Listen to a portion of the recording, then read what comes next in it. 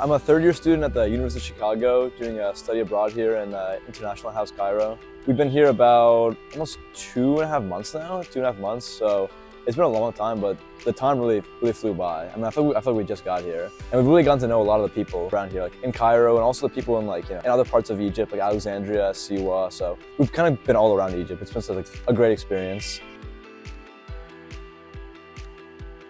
It's been interesting. Because when I first got here, it was a lot of haggling, and I felt a little intimidated by all the people, the vendors and everything. But I think once you figure out where to go and the people, who are just your everyday people, you just gonna see them all the time.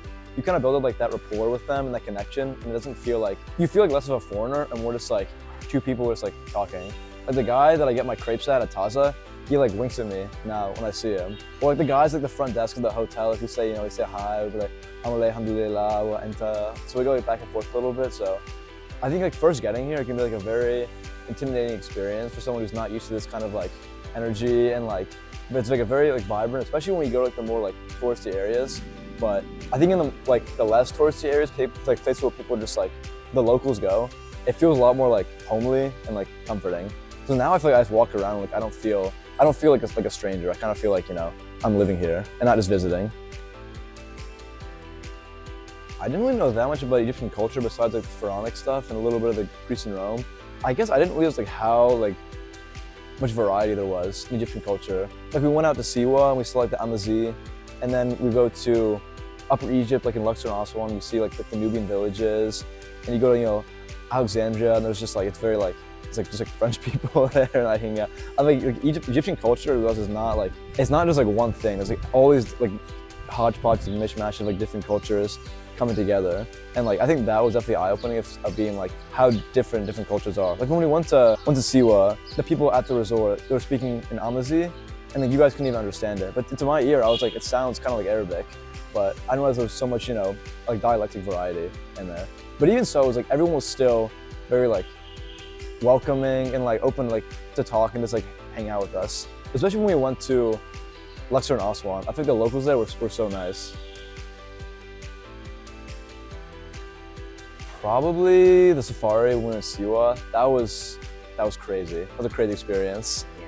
Took the Toyota Land Cruisers out into the desert, flying up and down the hills. I thought we were gonna roll over at a couple of points. Our driver was insane.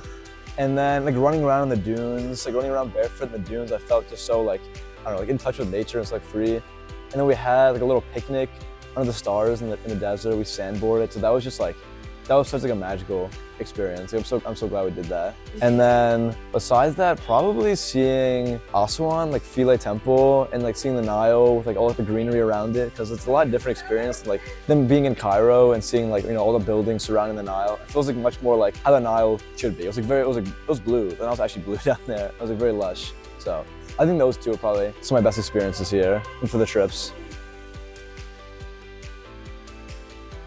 Momtaz. Very understanding and patient, especially the first day when our pronunciation was definitely not great to listen to. Yeah, she was. She was very patient, understanding. I felt where we started learning at, it was very practical. So it was numbers, so we could do haggling or introducing each other. And when we would go on these excursions, I realized that I learned so much more than I actually thought I did, because I would just throw out these Arabic words, and I would just converse with the merchants or the locals about I'm going here, ana min Amriki, ana ayaz Maruch somewhere, stuff like that. And I don't know, I think it was just a nice collaboration between learning in class and then actually putting that to work when we were out in the real world. So where we're staying is such a local spot, you get to interact with people. We're not staying in a resort, so you're constantly using the Arabic.